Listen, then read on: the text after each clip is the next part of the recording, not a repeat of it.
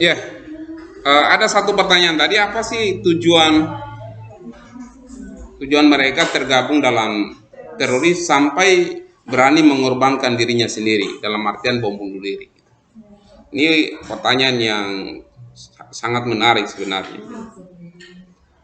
Eh, karena orang yang melakukan bom bunuh diri itu biasanya disebabkan karena sakit hati, gitu.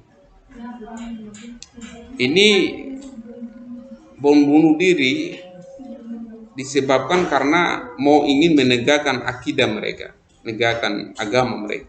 Jadi ada satu tujuan mereka. Yang pertama itu adalah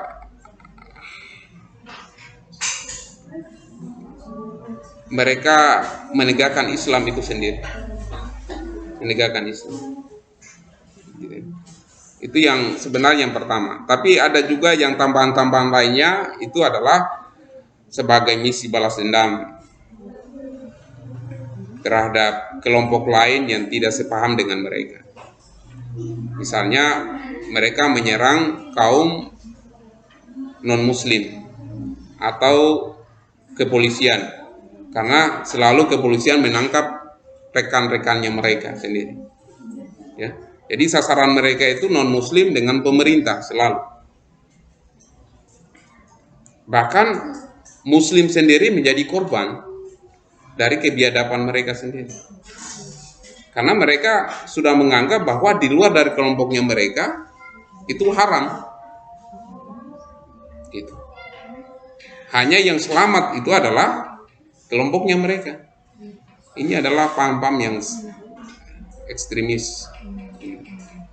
Jadi pertama, mereka mau ingin menegakkan Islam sendiri. Itu tujuannya. Kedua adalah misi balas dendam. Ya, balas dendam. Kemudian yang ketiga, bisa jadi mereka mau ingin mendirikan negara. Ada faktor politik tadi, negara Islam. Kenapa mereka mau ingin membunuh diri mereka sendiri? Karena sudah dijanjikan mereka akan masuk surga jikalau mereka bunuh diri. Karena kenapa? Membunuh kafir dalam pemahaman mereka itu sama saja menambah pahala mereka sendiri.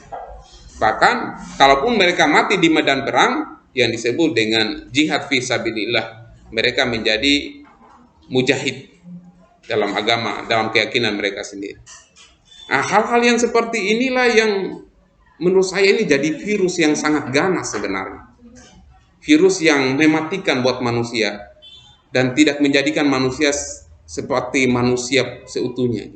Hanya menjadikan manusia itu seperti robot yang dikendalikan oleh orang-orang tertentu karena sudah dicuci otaknya, kemudian mereka mengebom di tempat dan waktu tertentu sesuai dengan perintah dari si pemegang kontrol ini sendiri.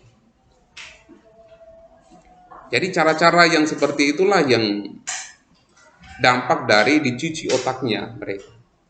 Kalau sudah dicuci otaknya, ya sudah. Nasihat apapun mereka tidak akan mampan. Kecuali pada treatment-treatment yang khusus untuk meluruskan akidah mereka. Karena mereka sudah berpikir bahwa hidup dan mati itu hanya Allah. Gitu. Kalau saya hari ini mati di medan perang, mujahid, jihad fi sabilillah. Padahal itu adalah cara-cara orang-orang yang jahiliyah, orang-orang tertentu untuk menghancurkan Islam. Jadi cara menghancurkan Islam itu ada dua. Pertama, menghancurkan dari luar, di mana orang kafir yang tidak suka dengan Islam itu memborbardir atau memecah belah orang Islam itu sendiri. Yang kedua adalah menghancurkan Islam dari dalam Islam itu sendiri. Di mana ada orang yang mengaku sebagai Islam, tetapi perilakunya sebenarnya jauh dari nilai-nilai Islam itu sendiri. Orang-orang seperti ini sangat berbahaya. Orang-orang yang munafik, orang-orang yang mengatakan bahwa saya ini Islam, tetapi mereka lah yang menghancurkan Islam itu sendiri. Ini orang-orang yang sangat berbahaya. Kalau di luar masih bisa kita tahu bahwa oh ini orang bukan Islam, bisa kita lawan. Tetapi yang mengaku Islam ini sangat susah dideteksi. Yang mengaku Islam kemudian membom orang lain, yang tidak berdosa ini sangat susah. Bukan lagi melihat pada jubah, bukan lagi melihat pada kafir atau pada sampul apa yang mereka pakai. Tetapi di sini adalah cara berpikir mereka yang tersembunyi, susah dibedakan mana seorang teroris, mana yang bukan. Ada pertanyaan dari mahasiswa, kenapa orang Islam itu selalu distigma sebagai teroris? Gitu. Inilah cara-cara menghancurkan Islam dari luar. Orang-orang yang di luar Islam, yang tidak suka dengan Islam, mereka menghempaskan isu-isu bahwa Islam itu identik dengan teroris. Ini orang-orang yang di luar Islam yang ingin menghancurkan Islam sendiri. Itu masih bisa kita tangkal sebenarnya. Tetapi kalau orang yang di dalam Islam itu sendiri mengaku dia adalah seorang Islam, menggerek kepalanya orang, lehernya orang, membunuh orang dengan mengucapkan Allahu Akbar, itu adalah cara-cara yang menurut saya sangat tidak manusiawi, sekali. Gitu.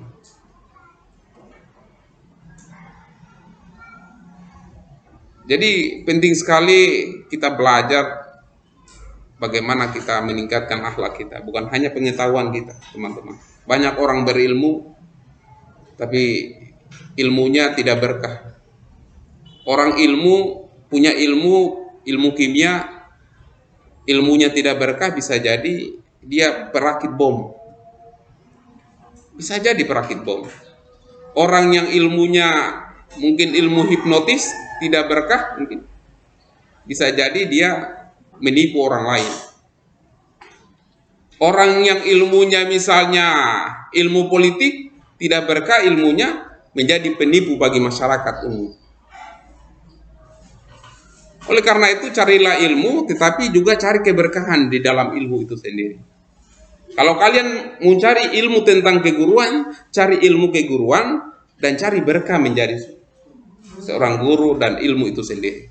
Jangan sampai kita menjadi guru yang tidak mendidik bagi generasi selanjutnya. Jadi cari ilmu sekaligus cari keberkahan di dalam ilmu itu sendiri. Ya, itu saja. Terima kasih.